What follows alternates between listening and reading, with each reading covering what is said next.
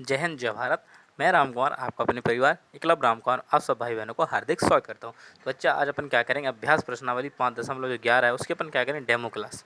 अभ्यास प्रश्नावली 5.11 की पहले डेमो क्लास लेंगे। अगर आपको ये डेमो क्लास समझ में आ जाती है तो प्रश्न इतने अच्छे समझ में आएंगे और बहुत अच्छे से आप कर पाओगे। ठीक है, किरा हौसला वो मंजर भी आएगा, प्यासे के पास चलकर समुद्र भी आएगा, क्यों ना बैठ थक कर मंजिल के मुसाफिर, मंजिल मिलेगी और मंजिल मिलने का मजा भी आएगा। ठीक है बच्चा, तो अगर आप चैनल पर नए हैं तो चैनल को सब्सक्राइब कर लें और वीडियो को ज़्यादा से ज़्यादा शेयर कर दें। ठीक है, जिससे कि और बच्चे इसका लाभ प्राप्त कर सकें। ठीक है, तो प्रश्नावली की बात कर लेते हैं। पूर्ण वर्ग बनाने की विधि, ये पूर्ण वर्ग बनाने की विधि, पूर्ण वर्ग बनाने की विधि है। तो पूर्ण वर्ग बनाने की दो विधियां हैं सवाल को हल करने के लिए। सबसे पहले बात कर लेते हैं कि पूर्ण वर्ग वो होती है, पूर्ण वर्ग जो होता है बच्चा, पूर्ण वर्ग अपना बहुपद वो होता है, बहुपद कह सकते हैं इसे। उसमें तीन पद होते हैं। कितने बच्चा होते हैं? तीन पद होते हैं। कितने पद होते हैं? तीन पद होते हैं। तो तीन पद में से दो पद जो रहते हैं पूर्ण वर्ग रहते हैं, वो क्या रहते? स्वयं पूर्ण वर्ग रहते हैं। क्या रहते?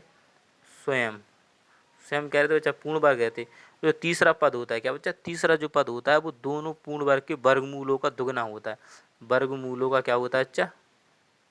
वर्गमूलों का दुगना होता है। देखो, तीन पद होंगे जिसमें से दो तो क्या होंगे? स्वयं पूर्ण वर्ग होंगे अपने आप में, जैसे कि चार है तो चार स्वयं क्या है? पूर्ण वर्ग है। तो ऐसी, और एक्स स्क्वायर है तो जिस स्वयं में क्या होंगे? दो तो मिलेंगे अपन को, स्वयं पूर्ण वर्ग मिलेंगे। जो तीसरा पद होगा बच्चा वो इन दोनों का वर्गमूल का दोगुना, यानी जो चार है और एक्स स्क्वायर का में चार का वर्गमूल क्या होता है? दो, और एक्स स्क्वायर का वर्गमूल क्या होता है? एक्स। अब इसी का मैं दुगना कर दूँ, दो दूनी कितने होगा? चार। तो दो दूनी चार, वो क्या बन जाता है? अपना तीसरा पद बन जाता है। आशा करता हूँ इतना समझ में आपको आ गया होगा बच्चा। क्योंकि तीन जो बहुपद होते हैं उसमें दो पूर्ण वर्ग रहेंगे और एक क्या रहेगा? दोनों पूर्ण वर्गों के वर्गमूल का दुगना। अब बात करते हैं कि जब व्यंजक में एक पद पूर्ण वर्ग दे, उसमें कह रहा है कि अगर सवाल में दे रहा है कि जब व्यंजक में एक पद पूर्ण वर्ग तथा दूसरा पद एक घात वाला हो। देखो जैसे कि मैं इधर लिख रखा है क्वेश्चन में कि देखो एक तो पूर्ण वर्ग है कि नहीं है, दूसरा पूर्ण वर्ग है नहीं, सिर्फ एक घात वाला है, नहीं एक घात बहुपद है। ठीक है, आपने ठीक तरह समझ में आ गया। तो उसे पूर्ण बनाने के लिए एक घात वाले पद के, उसे अगर ऐसे में जो पूर्ण, इस सवाल को पूर्ण बनाए तो उसे एक घात वाले पद को, एक घात वाला पद चाहिए, तो एक घात वाले पद के गुणांक के आधे का वर्ग, यानी एक जिसके गुणांक, एक घात वाले पद के गुणांक क्या है? इसका 8 है। इसका गुणांक क्या है? आपने कहा ये 8 है। इसका गुणांक क्या है? एक घात वाले पद का गुणांक का 8। अब अगर 8 का आधा, तो 8 का आधा कितना होगा? 4। और 4 का वर्ग, देखो उसने साफ साफ कहा है, आप बिल्कुल से अच्छे से देखें। देखो साफ साफ कह रहा है एक घात वाले पद के गुणांक के आधे का वर्ग जोड़ते हैं, तो आधे 4 का वर्ग कितना होगा? आप सबको 16। तो इसे क्या लिख सकते हैं? एक्स स्क्वायर प्लस के 8x प्लस के 16। ये आपका परम सत्य आंसर आ गया। ये आपको बच्चा परम सत्य आंसर आ गया है। आशा करता हूँ आपको समझ में आया। अब बात कर लेते हैं दूसरे नियम की। दूसरा नियम क्या कह रहा है? जब व्यंजक में दोनों स्वयं पूर्ण वर्ग हो। क्या हो? स्वयं पूर्ण वर्ग। आप जानते हो जो एक्स स्क्वायर का होल स्क्वायर होगा, जो 6 36, दोनों स्वयं पूर्ण वर्ग हैं। तो जब दोनों ही स्वयं पूर्ण वर्ग हो, तो धनात्मक हो, तो तीसरा पद या मध्य पद, जैसे तीसरा पद कहते हैं उसी को मध्य पद कह सकते हैं, ज्ञात करने के लिए निम्नलिखित सूत्र का प्रयोग करते हैं। जब दो पूर्ण वर्ग दिए और मुझे तीसरा पद ज्ञात करना हो, उसके लिए अपन क्या करते हैं? ये वाले सूत्र का इस्तेमाल करते हैं। और जब आपको भैया प्लस माइनस क्यों लिखा? क्योंकि एक प्लस में भी आया आंसर तो प्लस में लिखिए, और माइनस में होगा तो माइनस में लिखिए। तो बस इसको पूर्ण बना लेंगे। क्या करेंगे अपन? आप देखो इधर प्लस लगा तो प्लस में आंसर आएंगे, इससे क्या आएंगे? अच्छा प्लस में आएंगे तो क्या लिख लेंगे अपन?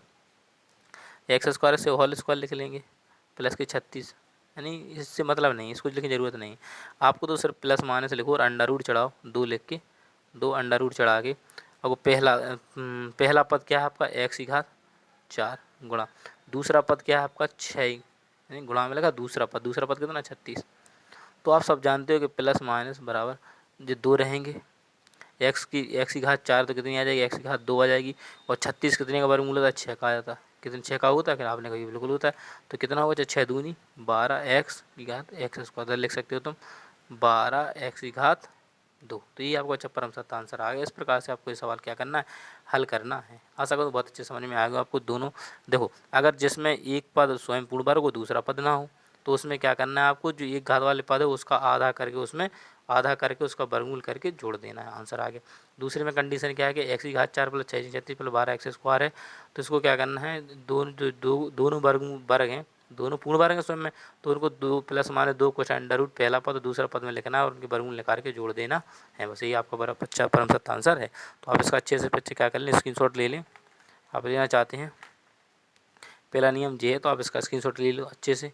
दूसरा आपका जे नियम है तो आप इसका अच्छे से स्क्रीनशॉट ले लो।